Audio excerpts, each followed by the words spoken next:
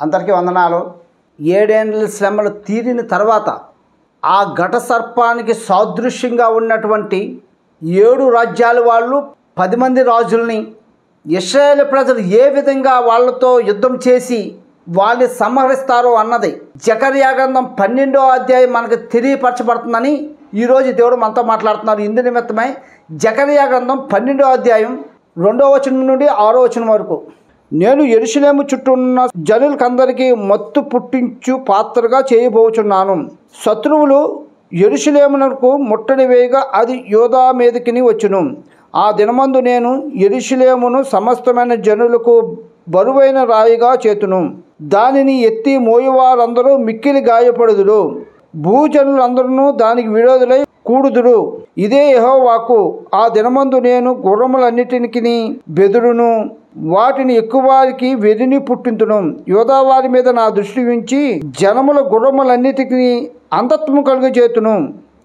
అప్పుడు యెరూషలేములోని అధికారులు, యెరూషలేము నివాసులు తమ దేవుడైన యెహోవాను నమ్ముకోవటం వల్ల మాకు బలము కలుగుచున్నదని తమ హృదయమందు చెప్పుకుందురు.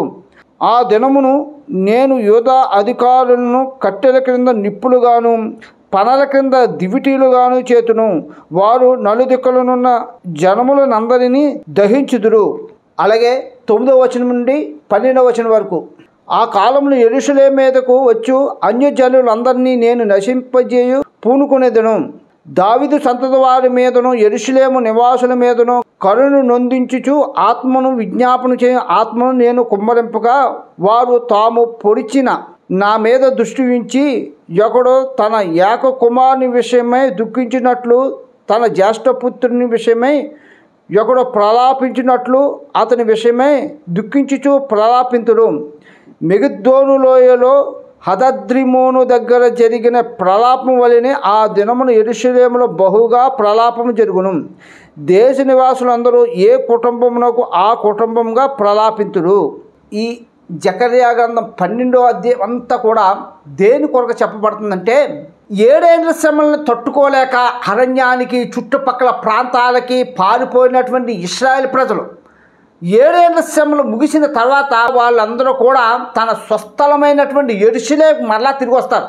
7 ఏండ్ల శ్రమల్లో ఇశ్రాయేలు ప్రజలను బాధ పెట్టినటువంటి ఆ 10 మంది రాజులు 7 రాజ్యాల వారిని ఇశ్రాయేలు ప్రజలతోని మహాభయంకరమైన యుద్ధం చేస్తారు. దానినే ఈ వచనాల్లో చెప్పబడుతుంది.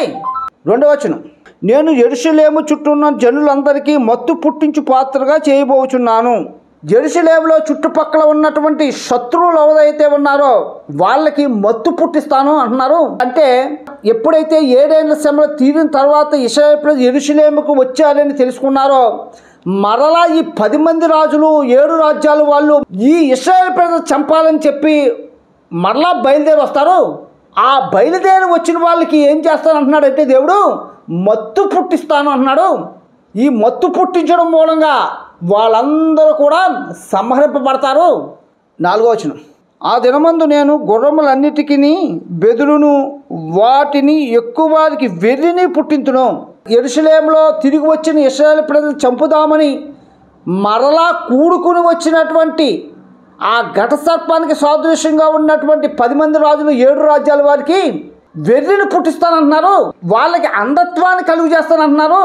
అంతేకాకుండా శత్రువుల మీద ఇశ్రాయేలు ప్రజల్ని ఏ విధంగా సిద్ధపాటు చేస్తానని చెప్తున్నారంటే 6వ వచనంలోని యూదా అధికారులు కట్టెల కింద నిప్పులుగాను పనల కింద దివిటీలుగాను చేస్తానంటారు. అంటే ఒక్కొక్కరు ఒక్కొక్క నిప్పు కణికలుగా తయారయ్యి శత్రువుల్ని సంహరించే వారిగా సిద్ధపాటు చేసి వాళ్ళతోనే జయం దయచేస్తానని ఇక్కడ చెప్పబడుతుంది. అలాగే 9వ వచనం, ఆ కాలమును యెరూషలేము మీదకు వచ్చు అన్ని జనులందరినీ నేను నశింపజే పూనుకునేదను. అంటే యెరూషలేము మీదకు వచ్చిన అన్యజనులు అంటే ఎవరంటే ఈ 10 మంది రాజులు 7 రాజ్యాల వాళ్ళని వీళ్ళని నశింపజేస్తానని చెప్తున్నారు. 10వ వచనం, నా ఆత్మని ఇశ్రాయేలు ప్రజల మీద కుమ్మరిస్తానని చెప్తున్నారు. ఇప్పుడు మనం చదువుకున్న ఈ వచనాలన్నీ కూడా 7 ఏండ్ల శ్రమల్లో బాధ పెట్టినటువంటి ఆ ఘట సర్పానికి సాదృశ్యంగా ఉన్నటువంటి 10 మంది రాజులు 7 రాజ్యాల వాళ్ళతో ఇశ్రాయేలు ప్రజల ద్వారా చేయించే యుద్ధాన్ని ఇక్కడ మనకు సూచిస్తుందని ఈ 12వ అధ్యాయం ద్వారా మనకు అర్థమవుతుంది. దేవుడి కొద్ది మాటలు దీవించును గాక. ఆమేన్.